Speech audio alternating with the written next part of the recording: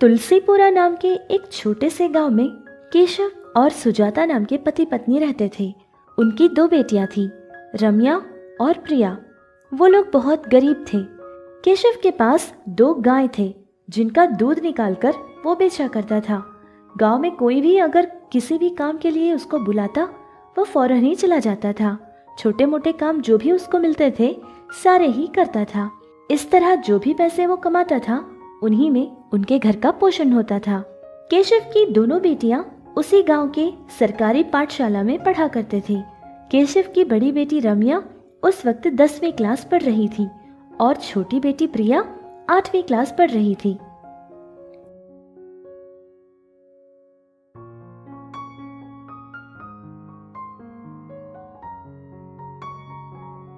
हे भगवान!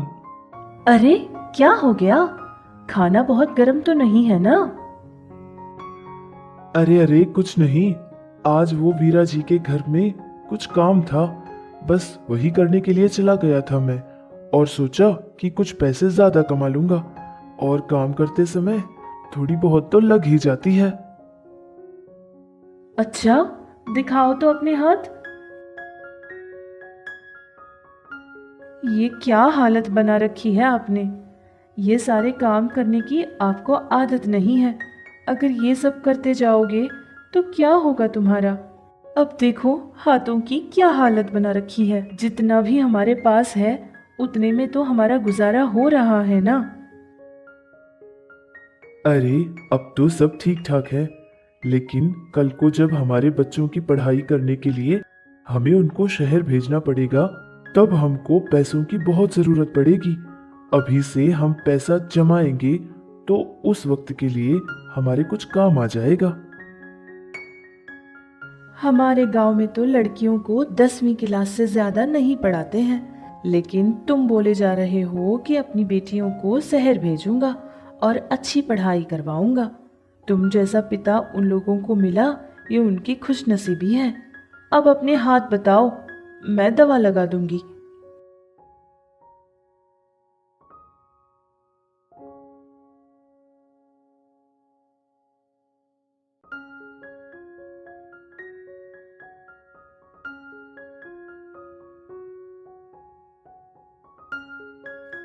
और उस साल 10वीं क्लास की परीक्षा में रम्या फेल हो जाती है, जिससे केशव की पत्नी सुजाता उसके पति को समझाती है कि रम्या पढ़ाई में बहुत कमजोर है, तो इसको और पढ़ाई करवाने की कोई जरूरत नहीं है।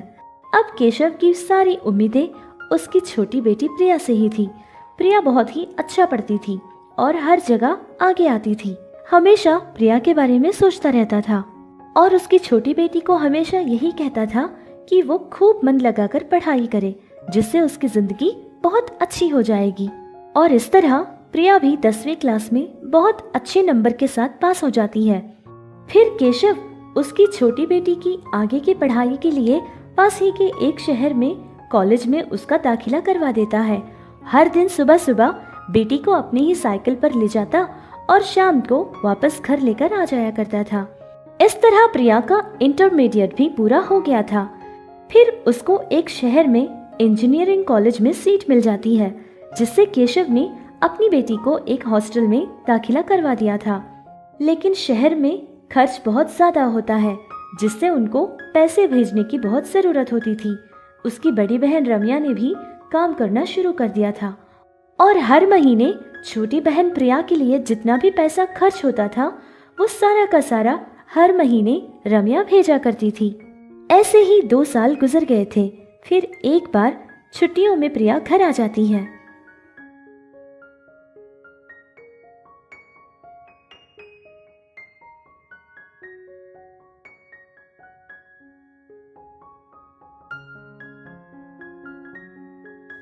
अरे प्रिया, ये तुम ही हो? कितनी बदल चुकी हो। अरे ये तो मेरी सबसे अच्छी बेटी है। मेरी बेटी सोना है, सोना। अब इंजीनियरिंग पढ़ रही है तो इतनी स्टाइलिश तो दिखनी ही चाहिए ना। अरे ये क्या हालत बना रखी है? अगर हमारे गांव के कुत्ते देख लेंगे तो तुम्हारा पीछा करने लगेंगे। देखो ना पापा, माँ क्या कह रही है। अरे मेरी बच्ची, बुरा मत मानना, बंदर क्या जाने अदरक का स्वाद। वैसे घर पहुंचते ही मेरी बेटी की नजर उतार देना। सारे गांव के लोगों की नजर मेरी बेटी पर ही है। और बोलो प्रिया, वहाँ सब कैसे हैं? और जो पैसे हम लोग हर महीना तुम्हें भेजते हैं वो तुम तक पहुँच तो रहे हैं ना? हाँ, पहुँचेंगे क्यों नहीं। अब तुम जो भेजती हो वो करोड़ों रुपये थोड़ी ना है जो कि कोई बीचों बीच चोरी करके ले जाएगा। प्रिया, ये तुम क्या बोले जा रही हो?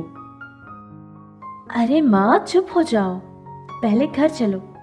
और पता है प्रिया, माँ ने तुम्हारी मनपसंद चीजें बनाई है।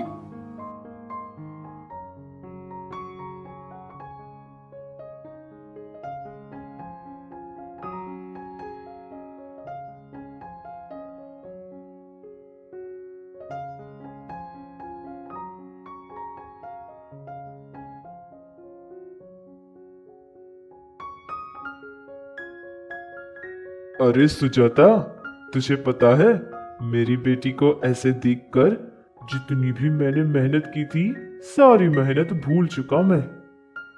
अरे बस बस बस, पूरा दिन बस यही बोले जा रहे हो। रात हो चुकी है, अभी सो जाओ।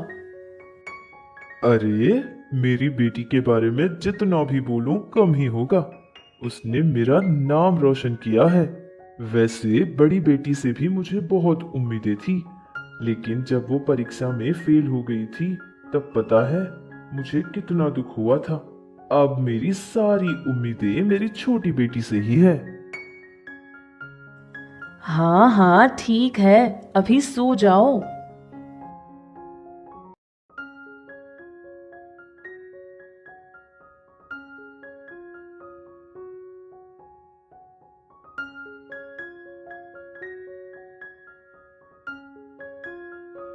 माँ, कॉफी। हाँ, उठ गई महारानी। सारा दिन वो बेचारी इतना काम करती है, जाके अपनी दीदी का कभी हाथ भी बटा लो, कुछ काम कर लो। जाओ और जाकर गोबर के उपले बना दो। छी, माँ ये तुम क्या बोल रही हो? ये सारे काम मैं कैसे करूंगी? और वैसे भी पढ़ाई करने वाले लोग ये सारे काम नहीं करते हैं माँ, मुझसे ये सब नहीं होगा। वैसे तुम्हारी वो बुद्धू बेटी है ना, उससे करवाओ ना ये सब कुछ, उसको तो आदत ही है ये सब करने की। अरे ये क्या तरीका है, बड़ी बहन को बुद्धू बोल रही हो? हाँ तो और क्या बोलूं? अगर वो भी मेरी तरह अच्छा पढ़ती तो आज ये सारे काम उसको करने नहीं पड़ते ना। अब देखो तो वो कैसी है, उसकी हालत कैसी है माँ। जब देखो तब उसके पास से ना बदबू आती है हमेशा। कम से कम अच्छे कपड़े तक पहनने की सेंस नहीं है इसके पास। अरे प्रिया प्रिया, ये तू क्या बोले जा रही है? वो इतनी मेहनत सिर्फ तेरे लिए ही तो करती है ना, सिर्फ तुझे पैसा भेजने के लिए। अरे माँ, तुम शांत हो जाओ माँ, शांत हो जाओ।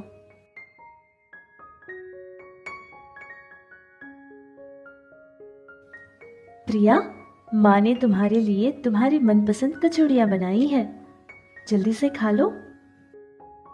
संडे है, इस टाइम मैं अपने फ्रेंड्स के साथ किसी अच्छी सी बेकरी में बैठकर डोनट्स खा रही होती, और देखो ना आज मुझे ये क्या खाना पड़ रहा है। अरे लेकिन प्रिया, ये तो तुम्हें बहुत पसंद है ना? पसंद? कैसी पसंद? मुझे ना ही ये घर पसंद है और यहाँ का वातावरण, मुझे कुछ भी पसंद नहीं है। मेरे सारे दोस्त पता है कितने अमीर हैं, कितने रिच लगते हैं। अगर गलती से भी वो लोग तुम्हें देख लेंगे तो मेरी तो इज्जत की वाट लग जाएगी। तुम्हारे कपड़े, ये तुम्हारे पागलों जैसे बाल, पता है कितनी गंदी लग रही हो। बस इसी की वजह से तुम जितने भी बार पूछती थी मुझे देखने के लिए शहर आने के लिए, तो मैं साफ मना कर देती थी ताकि ये सब कुछ बवाल न खड़ा हो जाए। दोबारा तुम ये बात कभी ना पूछो, बस इसीलिए बता रही हूँ। वैसे तो ये सारी बातें मैं फ़ोन पे भी बता सकती थी, लेकिन पिताजी ने मुझे परेशान कर रखा था, इसीलिए यहाँ आना पड़ा। और दोबारा कभी भी मुझे घर आने के लिए मजबूर मत करना। और ये बात तुम खुद पिताजी से कह देना, क्योंकि मैं यहाँ बिल्कुल नहीं आना चाहती। रम्या को उसकी छोटी बहन की बातें सुनकर बहुत दुख हुआ था और उसको बहुत बुरा भी लगा था, लेकिन उसने कुछ नहीं कहा था, चुपचाप वहां से चली गई थी। प्रिया के ऐसे बर्ताव को देखकर केशव भी बहुत परेशान हो गया था और उसी के बारे में सोचने लगा। फिर किसी काम की वजह से उसको बाजार जाना पड़ा और उसी बाजार में रम्या जिस स्कूल में पढ़ाई करती थी उस स्कूल के मास्टर जी नजर आ जाते हैं और मास्टर जी केशव को देखकर बात करने लगते हैं।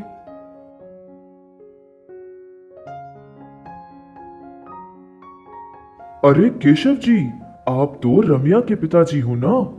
स्कूल में मैंने सुना था कि रम्या की पढ़ाई के लिए आपने उसको शहर भेज दिया है। ये बात सुनकर मुझे बहुत खुशी मिली, क्योंकि मैं पहले से ही जानता था रम्या एक बहुत होशियार लड़की है और हमेशा स्कूल में टॉप ही आया करती थी।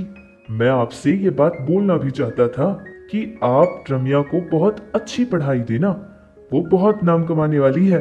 और ठीक उसी समय मेरे ट्रांसफर का चक्कर चल रहा था, इसी परेशानी में मैं आपसे बात करना भूल गया था।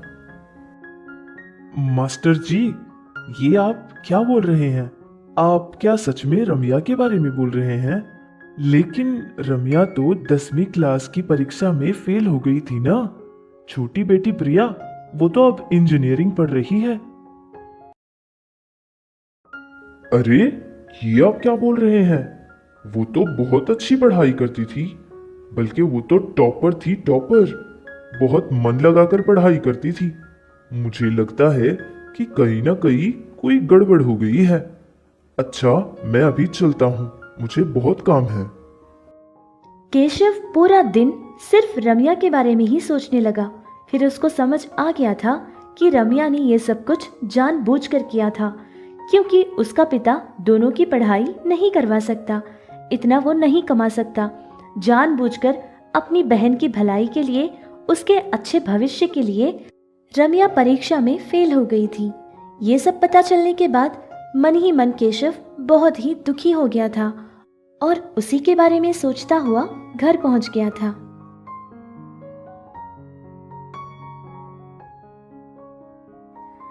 देखो दीदी, प्लीज तुम मेरे पास मत सोना। गाय भैंस के पास जो बदबू आती है ना, वही बदबू तुम्हारे भी पास आ रही है और ये मैं बर्दाश्त नहीं कर पा रही हूँ। बंद करो अपनी बकवास। ये क्या बोले जा रही हो? ये अभी जो तुम पहनी हो, ये कपड़े भी वो 4 घरों में अगर काम करके नहीं कमाए होते तो तुम नहीं पहन पाती। उसी पैसों से ये सब खरीदा है तुमने। मेरी बच्ची एक एक रुपया जमा करती थी और यही सोचती थी कि मेरी छोटी बहन शहर में रहती है, मेरी छोटी बहन को खर्चा बहुत होता होगा तो उसको किसी चीज की परेशानी ना हो जाए। बस ये सोचकर वो जितना भी कमाती थी, सारा का सारा पैसा तुम्हें ही भेजा करती थी। हाँ, मैं जानता हूँ कि वो करोड़ों रुपये नहीं है, लेकिन मेरी बच्ची का खून पसीना एक करके उसने मेहनत की थी, तो आज जाकर तुम इस हालत में बैठी हो। और ये जो तुम पढ़ाई कर रही हो, वो भी उसी की दी हुई भिक्षा है, क्योंकि इसको पहले से ही पता था कि उसका पिता और ज्यादा मेहनत नहीं कर पाएगा, दोनों बेटियों को नहीं पढ़ा पाएगा। और तुझे पता है तेरी बड़ी बहन ने तेरे लिए कितना बड़ा त्याग किया। वो जानबूझकर 10वीं की परीक्षा में फेल हो गई थी, क्योंकि वो वहीं रुक जाए और उसकी बहन आगे बढ़ जाए। तुझे वो नजर नहीं आता? खुद की पैरों में तो उसने जंजीरें पहन ली, लेकिन उसकी छोटी बहन को उसने आगे बढ़ा दिया। और तुम बोल रही हो कि उसकी बदबू तुमसे बर्दाश्त नहीं हो रही है।